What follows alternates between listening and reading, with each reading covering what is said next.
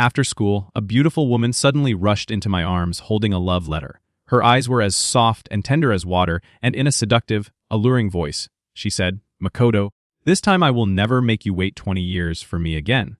I was still dumbfounded when I noticed there was also a man standing opposite us. His expression was one of shock and disappointment in front of my eyes. A row of bullet comments flashed past. They read heartless woman, gold digger, materialistic tramp in the previous life. The male lead took care of her for his entire life. Even after a car accident left him paralyzed for over 10 years, he never abandoned her. And yet after being reborn, she came straight to find the man she loved, the male supporting the role, shameless to the core. Another bullet comment replied, "A cheap woman like that is just waiting to be slapped in the face. The male lead will win over a rich, beautiful woman and reach the peak of life. You'll be tied to that vicious male supporting role forever." Before I could react, yet another bullet comment appeared. I just want to fast forward it to the scene at the class reunion 6 years later, where the heartless woman and the male supporting the role get ruthlessly humiliated, and the male supporting role even gets his hand chopped off in public for speaking disrespectfully to the male lead. Just imagining it feels so satisfying. After reading the bullet comments, all I could think was, what the hell? Chapter 120 Years of Bitter Waiting. Vicious male supporting role, are they talking about me? And also this beautiful woman hugging me right now. Who the hell are you? Chapter 2 The girl's cheeks flushed pink, her face like a peach blossom as she lifted her gaze to me. She said, "Makoto, in this life we will never miss each other again. I've thought it through. I will always love you if you eat instant noodles. I'll eat instant noodles with you. If you live in a basement, I'll live in a basement with you. No matter what you like, no matter how hard life gets, I'll stay by your side to support you," she said. "From now on, we'll be together forever and ever." Okay? Still completely baffled, I pushed her away, first trying to process the situation. What was she even talking about? Why was she cursing me? Why did I have to eat instant noodles and live in a basement? The bullet comments were already buzzing. I can't believe this just at the very start. I'm already fuming. In the last life, she watched a random interview where the male supporting role exaggerated his Soul Carol tough past. She bawled her eyes out and remembered it all this time. The male lead, he worked hard to earn money and refused to spend it on himself, spent it all on her, pampering her with the best food and drinks, yet she acted like it was all her due. Another comment read, "The more she hurts him now, the faster the male lead will wake up. Brother, take my advice, our blessings come later. Let the male supporting role enjoy the pile of crap." I glanced over. The man across from me looked haggard, his expression bleaky clenched, his fists lowered his head, and with disappointment and resignation turned to leave. Got it? A double rebirth, self-torturing, wife-chasing, face-slapping, feel-good revenge novel. Guess my 2 years of VIP subscription on that novel site weren't for nothing. The crowd around us was still jeering, chanting, "Be together, be together." I cleared my throat, stepped forward, perfectly sidestepped the love letter in her hand, and put a hand on her shoulder.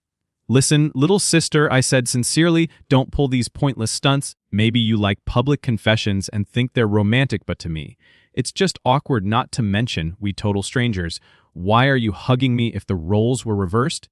Wouldn't you accuse me of sexual harassment?" I shrugged. "I get your feelings, but women will only slow down my problem-solving and studying speed," with a roguish wink. I brushed past her, my coat hem flicking in the wind, leaving her standing there, dumbfounded. What remained for the crowd was just the glowing, untouchable silhouette of my back. Bullet comments rolled in. "Wait, is this how the plot goes? I remember the top student falling for her at first sight. What's going on here? Playing hard to get." Obviously, those two lovebirds will get together again later. But it doesn't matter. Our male lead is already awakened, ready to start the Sigma Amen story. "Bull, you're the one playing hard to get." I spat in disgust, left the school gate, and climbed into my Maybach to head home. Chapter 3 Later. I found out that the girl who confessed to me was named Willow, and the man who left in disappointment was named George. The two of them had been childhood sweethearts, and everyone in their class thought they had long been a couple. Then she pulled a stunt like this on me. Now the whole school was gossiping how childhood love couldn't compete with a love that fell from the sky, how the heartless woman was dreaming of marrying into a wealthy family, and me. I was the heartless home wrecker. The shameless third party everyone wanted to spit on. Teach. So it's my fault for being rich now. And even though I had rejected Willow so clearly that day, she still didn't give up. Every morning, rain or shine, she brought me a loving breakfast. Ridiculous. I didn't need it at all. I always had a nutritious breakfast made by the housekeeper before more coming to school. After catching her red-handed one more time, I called her out into the hallway, my face cold, as I handed the stuff back to her. I said, "Classmate Willow, let me make this perfectly clear. Again, I don't know you, I have no intention of knowing you, and I want you to stop bothering me. It's completely meaningless. Also, we're in our senior year of high school. The most important thing right now is our grades and our future. I don't have the time to play these attention-seeking games with you every day. I hope you stop immediately." I enunciated every word, my tone formal and precise. Willow brushed her hair back, her movements lazy yet flirtatious. She gave a soft laugh and said, "Makoto, stop pretending. I know you like me, and to tell you the truth, I'm reborn. I have the ability to foresee the future." She said, "In this era, choices and environment are far more important than hard work. Studying hard is meaningless. In my last life, I studied like crazy, got into a prestigious university. But so what? In the workplace, gender discrimination is everywhere. Being a woman isn't just a gender. It's a disadvantage to protect my rights. I still ended up quitting my job, now that the heavens have given me another chance. I know exactly how the future will unfold. Even if you don't study, as long as you follow what I say, you can make a fortune and stand above everyone else." I was speechless. Where did she get the face to try and guide me? Bullet comments popped up. This shameless woman actually dares to talk the job, posting clearly stated frequent business trips and heavy physical work recommended for men. Before joining, she complained about why it was recommended for men. After joining, she asked why she had to go on business trips and claimed physical work should only be for men. Later, she quit, then forced George to give her all his savings to open a store. She let a friend talk her into opening a women-only gym, which went bankrupt in months. Then she went clubbing at night, got drunk, and got into a car accident that left her disabled. She had always played the single girl persona online, but the moment she was injured and feared George would leave her, she immediately posted a video to pressure him into marriage and George. He worked during the day to pay off debts and at night came home to care for her when she couldn't even take care of herself. "Just thinking about it makes you feel bad for him," another comment replied. Exactly, George's entire life was ruined by this bitch. Once again, I was left in speechless outrage. George in his past life, what a top-tier simp, rare enough to be displayed in a national museum. But I lifted my eyelids and asked, "Have you read too many novels, Rebirth, really? If you're actually reborn, then tell me which stocks will rise in the next 10 years, which industries will be main." Willow's eyes lit up with hope, and she excitedly named several companies that hadn't even gone public yet. I memorized them, then looked at her regretfully. I said, "Even if you tell me, I still can't confirm you're actually reborn. Anyone can make up stuff. The most important thing is I don't like you right now. I just want to study. I don't want to date. So stop bothering me from now on." Kidding me, we rich second gens have enormous academic pressure, okay? Especially since I'm not an only child. The air fight in my family is pure blood and storm. I don't have time to waste on anyone, so ignoring the girl's urgent attempts to stop me, I walked back into the classroom with a stride that recognized no kin, perfectly hitting the moment the bell rang, and sat down with a domineering air that radiated the authority of an emperor. Chapter 4. A few days later, I came into contact with George. We both entered the national competition selection. It's an extremely prestigious contest with only one slot, and everyone was determined to win it. I was no exception. This time the choice was between me and George. To ensure fairness, the school had us compete in a one-on-theon selection. Winner gets the slot. When I got a closer look at George, I realized he was the top, who seemed honest and introverted at first glance, but his eyes were sharp with determination. In those bright eyes, there was no trace of worldly desire, only the absolute will to succeed. Looks like the love brain had been completely carved out of him. Good, but I wouldn't give easily either. May the best man win. When the results came out, I happily ran to check them, only to find that my name wasn't there. Of course I was disappointed. I prepared for this for a long time. Then bullet comments flashed across my vision. Here we go again, another round of torturing the male lead. Can't this bitch stay away from him? I looked up and saw Willow walking straight toward George, speaking in a saccharine voice. "George, give up this competition spot, okay? Makoto has been preparing for it for a long time. You can still get into a great school even without this contest. Please don't fight him for it." All the crowd collectively sucked in a breath. Bullet comments scrolled by. Unbelievable, the helpless frustration of not being able to reach through the screen to slap her. I was speechless. What's that supposed to mean? That without this contest, I couldn't get into a good university. Forget the comments, even I wanted to slap her. George's anger flared instantly. He gritted his teeth and shot back. Makoto's been preparing for a long time. But so have I. The school set the rules. How can I just give it up? Willow's eyes were full of reproach, she said unhappily. George, why are you being so petty? Losing this slot won't hurt you. In our last life, you still got into your dream university, didn't you? I'm begging you, okay? The tone was so aggravating it gave me chills. George's voice was firm. I earned this spot on my own. Why should I give it up the next second? Exactly why should he give it up? I clapped my hands and strolled over to stand beside George, facing Willow, clicking my tongue twice in disdain. I said, "Hey, classmate, could you stop ruining my reputation? I, Makoto, lost fair and square if you say stuff like that. People will think I'm incapable and need a woman to trade favors for me. If you're really that bored, how about you do a few more sets of practice tests for the 5-year GOO 3-year mock exams? If that's too much, you can grab a bucket and wipe the dust off the notice board. Looks like it needs it. You'd be perfect for the job." The surrounding students burst into laughter. George stared at me in surprise. Hey, now, that's what I call a proper moment to flex. I gave him a calm smile. Willow's face turned ugly. Makoto, I didn't mean anything else. I just wanted to help you. I know you. Stop. Just stop. I raised my hand, palm out, cutting her off sharply. Don't discuss me, thanks. I don't need your help. If you really want what's best for me, then don't meddle in my business and stay far away from me. Distance from idiots is what makes me happy. Got it? Bullet comments scrolled in. Wait, what's going on with Makoto? Why is he helping the male lead scold the female lead? Isn't he supposed to pressure George to give up the slot and then mock him after winning? Yeah, I remember. That was the plot too. Wasn't Makoto into Willow? Why is he cursing her out? Did someone rewrite the script? But hey, you can't deny Makoto's roasting is satisfying. If only I had that kind of mouth. I suspected these commenters were reading a pirated version. Since when did I ever like Willow? No need to smear me this badly. Willow's face went from red to white as she bit her lip. Unable to speak, I turned to George and lightly patted his shoulder. Don't listen to her nonsense. You're really good. Congratulations, you beat me. I'm sure you'll do great in the competition. George was surprised I would say something like that, but a moment later he smiled in relief and gave a small nod. The bell rang and the crowd slowly dispersed. We didn't linger either, each heading back to our own classrooms. Willow stood frozen in place, her lips pressed tight, watching me walk away. Chapter 5. George really made everyone proud. He placed impressively in the national competition. The whole school, teachers and students alike were happy for him. Everyone except Willow, who looked utterly unimpressed. After school, I was about half an hour later than usual because I had stayed to finish a tough problem. That's when I saw her cornering George by the hallway wall with an air of superiority.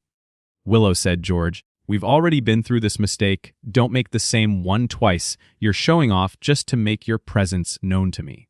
But it's pointless. If we could start over, we both should have our own choices." I was speechless. How should I put it? Right now. I was basically the human embodiment of the confused black guy meme. George replied with a blank face, "This is my choice.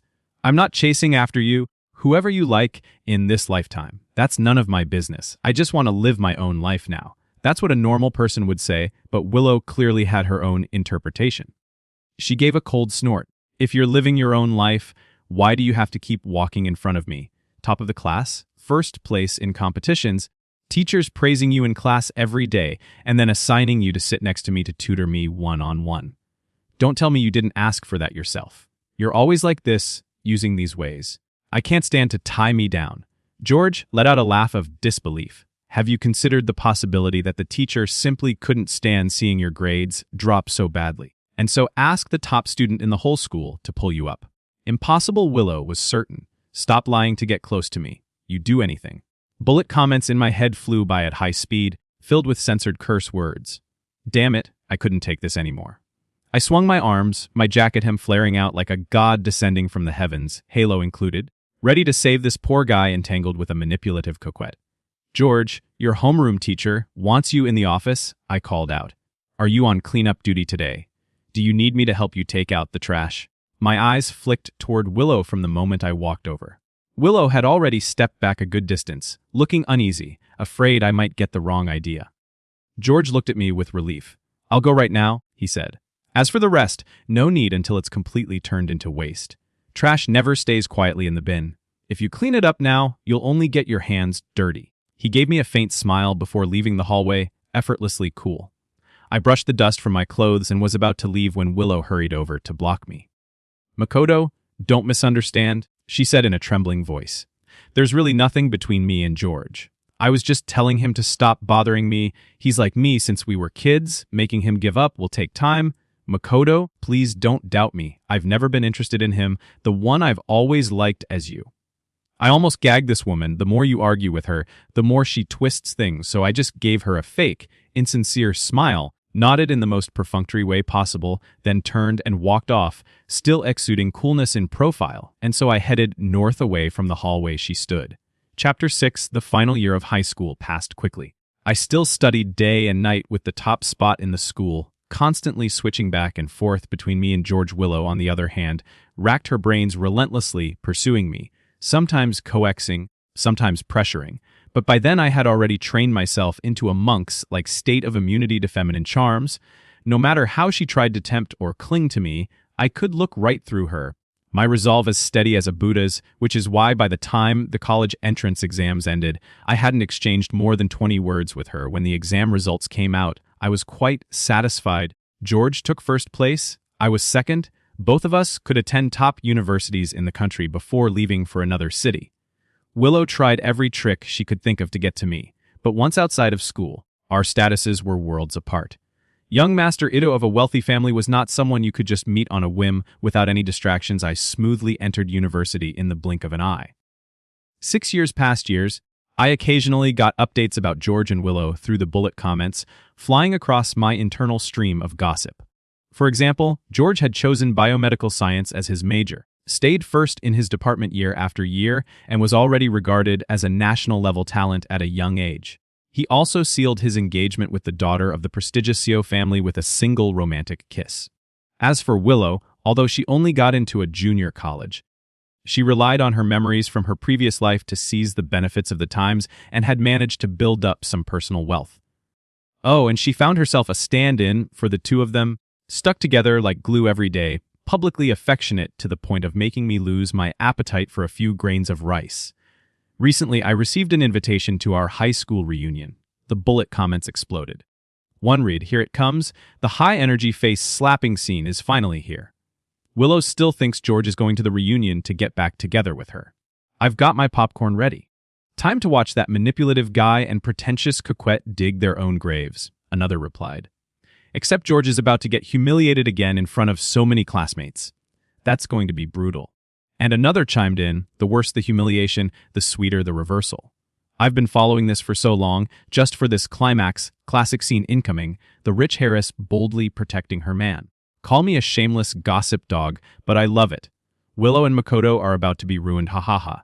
Then someone else count, don't get your hopes up too much, things have been rewritten. Makoto Ida never got together with Willow, and he's already inherited the Ida family business." A bullet comment asked then, "Is he still going to the reunion?" Of course, absolutely. At a feel, good scene, I just can't get into it without myself in it. Chapter 7, I immediately told my assistant to book me a flight back to City B on the day of the reunion. I put on a custom-tailored suit, strapped on a $1 million watch, and stepped into a stretch luxury car. Standing anywhere like that, I was the very definition of a domineering CEO. On the way to the reunion, the bullet comment started broadcast the situation at the scene 1 read. Where does Willow get the audacity? Our George was actually heading to the next hall for a medical conference and only walked into the reunion by mistake, but she somehow thought he came crawling back to reconcile with her. What a piece of work, someone else said. See, she's mad again. The male lead just passed by without acknowledging her, and now she's losing her cool. Another comment read, this stand-in is even dumber than Makoto. Whatever Willow says he believes instantly, and now he wants to stand up for her. Does he even use his brain with Willow's personality? If George had ever actually harassed her, would she have let him off? He's nothing more than a simp hanging around her, but he really thinks he's something special. A guy living off a woman has no right to call George useless, and the others all opportunistic snobs into humility. Another bullet comment popped up. Funniest part, he accused George of wearing a fake watch just to show off, jokes on him. That watch came straight from Christie's auction. The next one followed. He's done for that idiot. Yanked the watch off and stomped on it. He's going to lose everything paying for it. I glanced at the time mistake on my part. Why did they all arrive early? I still had 10 minutes to go. George, hang in there. Don't let them push you to the breaking point. Bullet comments kept rolling. The male leads, 2 punches were solid. That's how it should be. Equality for all the stand-ins' jaw almost got dislocated. Damn, can that disgusting pair just exit the stage early and eat their boxed lunch, and those people holding George down by the shoulder so the stand-in could slap him. Disgusting. And after slapping him, they want George to apologize my ass. I'm freaking out. Where's Anna? Your husband's about to crack under the pressure. I bang, bang, bang, strode with a vigorous wind, swept, paced straight to the banquet hall. Just before I entered the banquet hall, I heard mocking voice. So your wife is Anna, George? At least make your lies believable. Anna Sue is the Sue family's heiress. How could she possibly be interested in trash like you? If she's really your wife, then I'm your dad. Don't move. Stay put, Willow. Today I'm going to get you the justice you deserve. Willow gave a cold snort. George, we did have something in the past. As long as you apologize to me, kneel down and say you won't dare do it again. I'll let this go. I've already given you a way out. Don't be ungrateful. The next second, the main door slammed open. I'd like to see who dares lay another finger on my brother. Every eye turned to the doorway. I stood there, high-low above my head, sound system beneath my feet, blinding everyone in the room except George as I made my dazzling entrance. Chapter 8 Bullet comments flew in. Oh damn, why is it Makoto who came? Wait, is this BGM supposed to be this hype? It's over.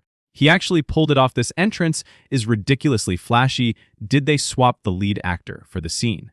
Head held high, I strode forward under everyone's gaze, walking steadily right up to them.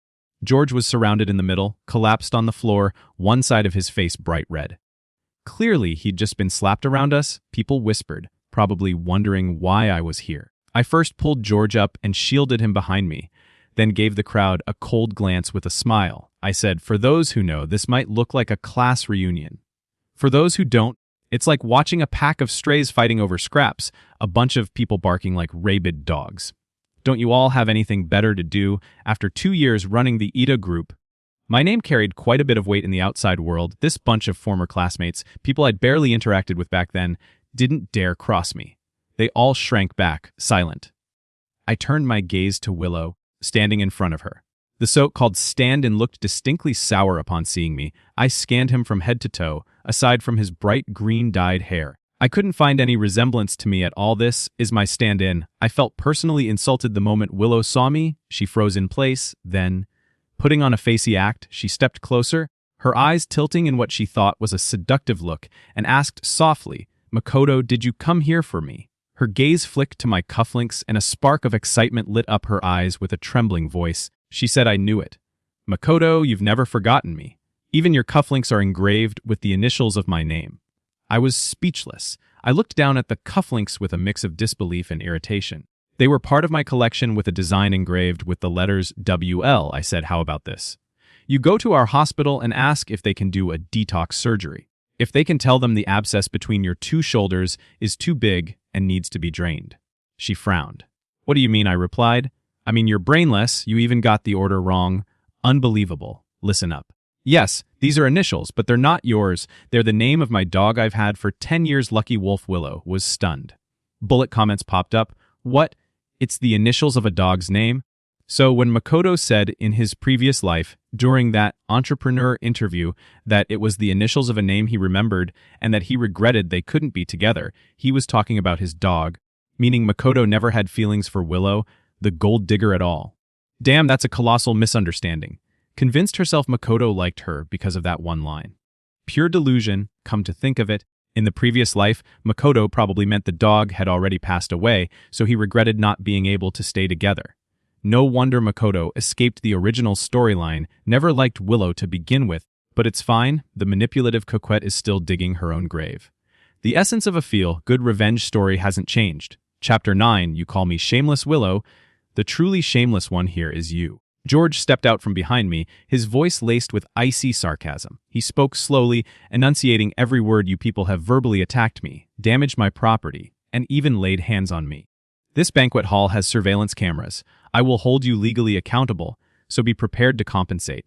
Ha ha, compensation, don't make me laugh. The Soul Carol stand-in, my supposed look-alike, suddenly regained his swagger. When George spoke, he immediately moved to block Willow behind him and said, "Look at you acting all tough. That busted fake watch of yours? Do you even know how much it would be worth if it were real?" Can't answer, right? Let me tell you, if it were real, it would cost tens of millions. Could someone like you ever afford that, and you want compensation? How about I give you $20 and call it a day? I bent down, picked up the damaged watch and examined it. It really was a rare limited edition C. Wild boars can't tell fine grain. I handed the watch back to George for safekeep, but before I could say anything and picked up a suit jacket from the floor, and this jacket too. He sneered. "I get that men like to brag, but if you're going to wear fakes, at least make it less obvious who doesn't recognize this brand. But I've never even seen this model, might as well stamp fake right across it. Your skin must be thicker than a wall. I'm embarrassed for you." He then tossed the jacket back to the ground and stomped on it twice. The cut and style of the jacket were indeed unfamiliar to me, but I knew one thing existed: private tailoring. I cleared my throat and pointed to the jacket. "Excuse me, there's nothing wrong with this suit. Its value is about," I held up 6 fingers, 6,000. Someone guessed my head, add 2 more zeros. A chorus of sharp intakes of breath followed, murmurs spread through the crowd. No way, 6 million, and could Makoto be mistaken? Even if he's a rich second generation, he's not necessarily an expert. He could be wrong. The men refused to believe it. He's stiff with defiance, him wearing a 6 million suit. Who's he trying to fool? If it's real, I'll get on my knees, Tao 3 times, and call him dad. This level of intelligence, truly a gift to wish-fulfillment novels. Aside from the manipulative coquette, you always need a brainless male side character to push the plot forward, whether or not they actually have a grudge with the male lead. I frowned. "I've been meaning to ask, sorry, but who exactly are you? Isn't this our class reunion?" "I don't recall you being in our class." The men threw an arm around Willow's shoulders and grinned me. "I'm Willow's boyfriend," but Willow immediately pushed him away in distaste, as if trying to avoid suspicion. In front of me, his smile froze, the cracks in his composure showing. I turned to George. "Give them the figures for what they've damaged. Let them have a number in mind. Otherwise, I'm afraid they'll faint from the shock later." George nodded calmly and spoke unhurriedly. "The watch you smashed was bought at a Christie's auction for 30 million. The suit you stomps on is a handcrafted private custom piece worth 6.5 million. As for the physical assault, I will sue and you will need to apologize." I took a step forward, radiating dominance like a king wearing his crown. I said, "You apologize." I pointed downward at the man. After a second's pause, I turned my finger toward the woman. "You apologize and pay up." I doubt this useless man can afford it, but maybe if you scrape together everything you've got, you might manage. As for the rest of you, I swept my gaze around the room like an emperor surveying his court. If you've spoken out of turn, line up and apologize. If you've kept quiet, stay that way and remember this truth. I looked at them as if they were trash. When you do wrong, you pay the price. The bullet comments went wild. Holy crap, first time I've seen a male side character act this badass boss. Forget pointing at them. Me. I'll gladly be your loyal henchman for life. That's more like it. Chapter 10. Under my intimidation, a few classmates I vaguely recognized hesitated for a moment before deciding to step forward and apologize to George. They admitted they had said inappropriate things earlier and asked for his forgiveness. I let my gaze sweep over each of their faces, finally landing on Willow and you. I asked. Willow stayed silent for a while, then suddenly burst out laughing with a cold snort. She said, "Makoto, don't let George fool you. I've been with him long enough to know exactly what he's worth. Him getting rich, that'd be a miracle." Someone whispered. "Exactly, he even bragged earlier that his wife is the CO family's heiress." "Yeah, right?" Willow narrowed her eyes at George. "You a wife, George? Everyone knows you've been madly in love with me for years. You even chased me to this reunion. Who else would you ever like besides me?" She rolled her eyes. "Stop lying. This wife you talk about is just a ploy to make me jealous, hoping I'll take you back." "Damn it." My fists itch. I turned to George, genuinely baffled. "Were you blind before? How could you have liked someone like this?" Truly, the script had set him up. George gave a selfish, mocking smile. "You're right, I'd love to go back in time and slap myself twice for getting involved with such a shameless idiot. I really must have been blind, Willow. How many times do I have to say it before you understand I don't have the slightest feeling for you? Stop acting like a broken record, telling everyone I'm chasing you. I'll say it one more time, I'm married and have my own family." He smirked. "If anything, you're the one who runs up to me every time you see me, like some sticky parasite that I can't shake off. Could it be you're the one who still has feelings for me, stirring up trouble just to get my attention?" Willow's face flushed bright red, biting her lip. She said me still have feelings for you must be delusional. The only one in my heart is Makoto, and anyone else was just a passing fling. The stand-in froze on the spot staring at her in disbelief. As for me, I was thoroughly disgusted. Still barking, she continued, and you think saying you're married makes it true. Ask anyone here who believes you if you're really married. Then tell us who's your wife. I've said it before. George replied impatiently. My wife is Anna, as if she had just heard the world's funniest joke. Willow laughed so hard she could barely breathe. Her exaggerated laughter filled the entire hall. You still won't admit defeat. George, she rolled her eyes again. If your wife is Anna, then call her here. If she really shows up, we'll kneel down and count out to you in apology, and we'll pay you double for everything we damaged. But if you can't, she spun in place once, tilting her head with a look of mockery. Then you'll crawl from here to the door and bark like a dog a few times. If I'm pleased, I won't hold it against you for lying to everyone. After all, I made the same request of you in our last life. Bullet comments streamed past. This vile woman has some nerve. Last time she ran a gym into the ground, lost all of George's savings, and even wanted him to mortgage his house. When he refused, she got down on her knees with tears in her eyes, trying to guilt-trip him. It's not like George asked her to a manipulative coquette who blames everyone else and never reflects on herself. George ignored her. Willow gave a cold snort and turned to me. Makoto, you see, he's just a fraud. Remember what I told you. I know future events. If I become your supportive wife, the Ida group will rise to the top, not like George, who will spend his life as a worthless liar. I'd had enough. My tolerance for idiots had hit its limit. I was just about to slap her when a contemptuous female voice came from outside the door. Who says my husband is worthless? Chapter 11. The banquet hall doors swung open and a beam of golden light spilled in. 2 rows of black-suited bodyguards filed in, lining up neatly on either side of the doorway. Walking in, bathed in the golden glow, was a woman in a custom hot couture evening gown. She moved as if time itself had slowed by half, with BGM swirling in perfect 360 degrees surround sound. This moment, the archetypal wish-fulfillment novel female lead entrance had taken form. In reality, bullet comments flew past. It's Anna and is the CO family heiress on a S-god. I love this kind of dog-blower's face-slapping scene. Here comes the climax, time for the trashy ones to get what they deserve. I was annoyed. Damn it, she was showing off.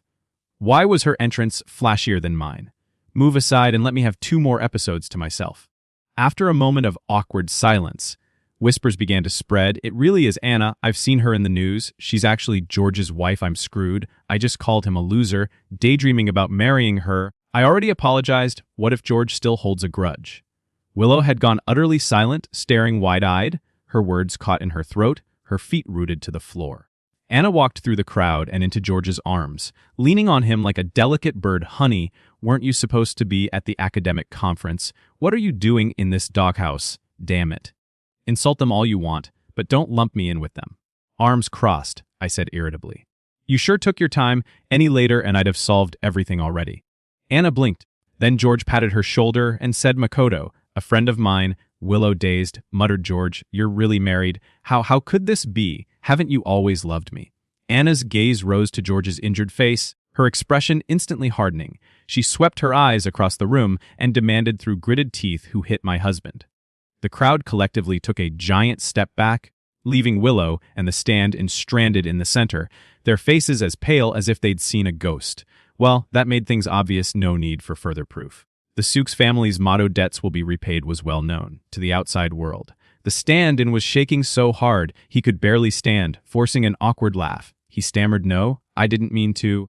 It was him who threw the first punch, and Anna ignored him entirely and called out guards. Several massive bodyguards advanced like a dark tide, their presence suffocating. The stand-in's knees gave out and he collapsed to the floor. He tugged desperately at Willow's sleeve, but she just stood there, staring blankly at George without moving. With no help from her, he turned to George, pleading, George, I was wrong. I really was. I didn't mean it. I'll kowtow. I'll apologize, whatever you want. Please don't lower yourself to my level. His head hit the floor with loud, desperate thuds, tears streaming down his face, but Anna waved a dismissive hand. Take him out and deal with him. Whichever hand hit my husband, break it. The men went wild, struggling like a madman, but no matter how strong he was, there was no way he could resist the trained guards. In less than 2 minutes, he was dragged out, his agonized screams fading into the distance. So this was the infamous male side character gets his hand crippled. Seen thinking about how the bullet comments said it was originally supposed to be me, I suddenly felt my own start to a chapter 12, one down, one to go. Enjoying the show, I tilted my chin toward Willow. So wasn't there someone who said that if Anna showed up, they'd kneel down and apologize and pay for the damages? Willow's face instantly turned white. Only now did Anna notice the trampled suit and the smashed watch on the floor. Her gaze lingered for a moment cold enough to pierce through bone. After a brief pause, Willow put on an innocent expression. Tilting her head and clapping lightly, she said, "Anna, this is all a misunderstanding. It was that jerk earlier. He's the one who acted lawlessly and broke these things." "Anna, how about this? Do you like this handbag?" She handed over her bag. "I also run a luxury store. You've heard of our brand. If you like, you can drop by any time and whatever catches your eye. You can pick anything you want." But the very next second, Anna took the bag from her hands and without hesitation tossed it to the floor, grinding it under her heel with open disdain. Rolling her eyes, she said, "Never heard of such a third-rate brand? Stop talking nonsense. You have two choices. One, as you just said, pay double compensation. Two, I send you to prison, your choice." Willow stared at the bag under Anna's heel, her eyelids twitching with rage as if Anna were stomping on her dignity itself. Biting her lip hard, she trembled as she said, "Anna, don't go too far. Fine, today's my bad luck, I admit it. It's just money I'll pay. Don't get too full of yourselves. I can succeed on my own, and when that day comes, you'll all be begging me." Oh, for crying out loud, still can't read the room spouting such shameless nonsense. "This brain is pure report," I replied at an unhurried pace.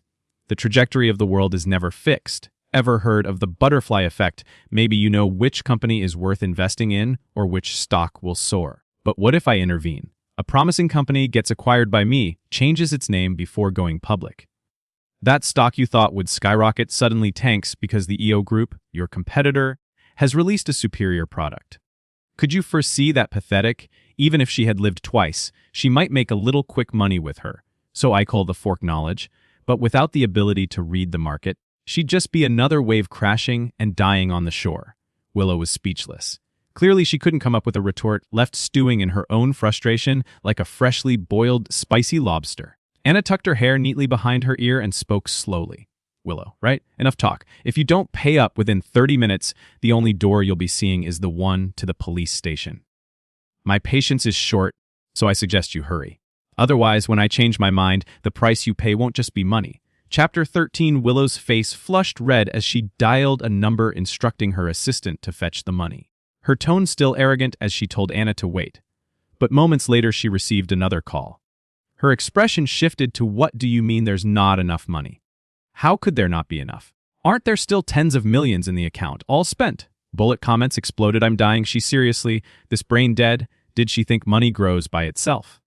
Last month, she and her stand-in boyfriend bought a yacht, a mansion, and splurged on luxury goods. No wonder it's almost gone exactly. Women like this have no concept of money. They never think about whether something is worth it. They just buy on impulse, thinking the money will never run out around them. Old classmates whispered among themselves, "What's going on? Doesn't Willow post every day about traveling and showing off her wealth?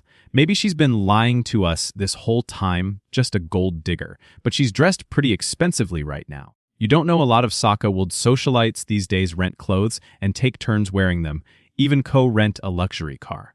The gossip was loud enough for Willow to hear clearly. Her chest heaved with rising anger. For someone like her, vanity was everything. No matter how extreme the method, she would try to salvage her image in front of others.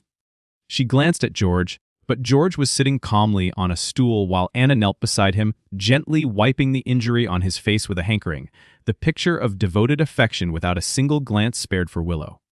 As for me, in her mind I was the flawless, perfect man. Naturally, she wouldn't stoop to ask me for money in this setting either.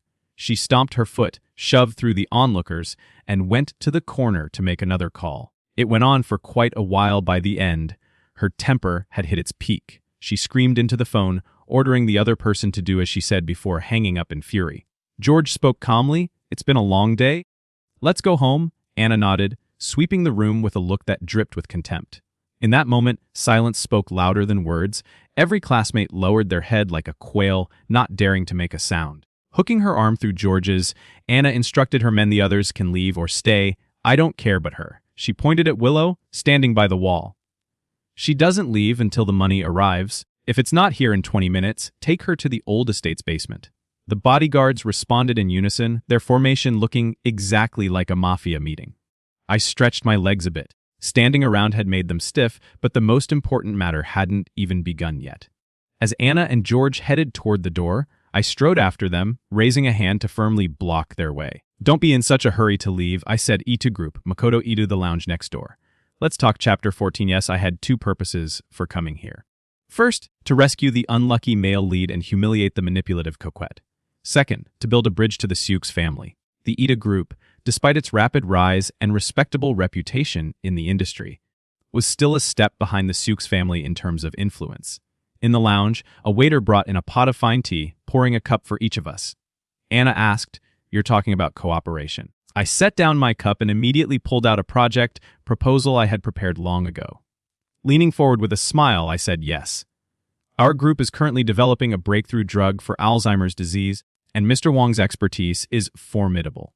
If we work together, our efforts would be twice as effective for half the effort. If this drug is successfully developed, it will be a milestone in the medical field. All the detailed plans are in this proposal. You can take a look thanks to the bullet comments. I already knew about George's future achievements in medicine. Coincidentally, his aspirations matched one of my own longings of your goals. My grandfather had passed away from Alzheimer's disease. If I had the power, I never wanted anyone else to experience the pain of watching a loved one forget them. I had come fully prepared and with genuine sincerity. George read carefully, page by page, from start to finish. I didn't rush him. Waiting patiently, I had complete confidence in myself, in the EO group, and in this project. After a long moment, George closed the proposal and smiled at me. Mr. Ito, I agreed to this cooperation. I kept my composure, smiling calmly, even though inside I was overjoyed, Edfez, and on the outside like a seasoned veteran. Anna said, "Since my husband has agreed, the CO family will have no objections." George smiled, "Congratulations. You found yourself a reliable partner." Immediately, I pulled out another prepared letter of intent from my bag and handed him a pen. "Then let's have a pleasant cooperation," I said. Before coming to the reunion, I had prepared every last detail for this project. Yes, I am just that thorough, always 3 steps ahead with no gaps in my plan. Cannon fodder, male side character, not me, I am the protagonist of my own story. Chapter 15. Once the agreement was signed, we parted ways. Later, I heard that at the very last moment before being taken to the S family's old estate basement, Willow managed to scrape together the money. Only then was she released without losing any limbs. But within just a few months, her company couldn't even pay its employees' salaries while all the staff were demanding their wages. Willows still wore that lofty, condescending face, saying things like, "You should be grateful I've been supporting you all this time. What's wrong with being paid a few months late?" One employee finally had enough and filed a real name report accusing her of embezzling public funds. I wasn't surprised in the slightest. After all, the bullet comments had spoiled this for me long ago. This time, Willow panicked. Embezzlement wasn't something she could talk her way out of. This was prison time. She scrambled to borrow money from anyone she could, but no one was willing to lend. In her desperation, she went to George. Unsurprisingly, didn't even get to see his face. In her second wave of desperation, she came to find me. Unfortunately for her, I was busy working with George on our new drug research, so again, she didn't see me in the pouring rain. She ended up drenched, looking like a drowned rat, according to the bullet comments. She then decided to flee, but if she could really escape, this wouldn't be a wish fulfillment novel with bad weather in her car. Speeding Willow's vehicle crashed head-on into an oncoming oil tanker. The entire front of her car was smashed to pieces. Everything overlapped perfectly with the fatal accident from her previous life. In this life, she still didn't escape the fate of being paralyzed from the waist down and confined to a wheelchair. Only this time it came 15 years earlier, and in this lifetime there was no responsible, dutiful husband willing to care for her without complaint. What awaited her instead were the spittle and condemnation of others and a long, endless night behind prison walls. Chapter 16. For a long time afterward, I never saw another bullet comment. It wasn't until 4 years later that those words began to scroll across my vision again. The manipulative coquette finally couldn't handle the torment in prison, went insane, and killed herself. Hilarious.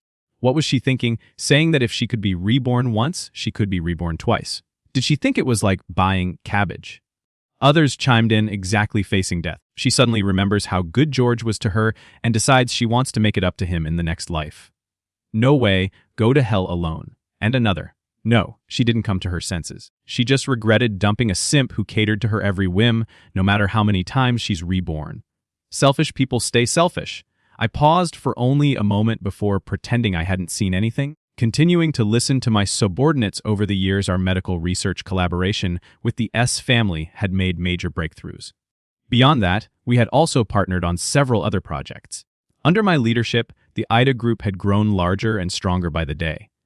My parents couldn't stop smiling, grateful they had passed the company to me, and I had gradually become one of the most powerful tycoons, living a life even more exhilarating than a wish fulfillment novel.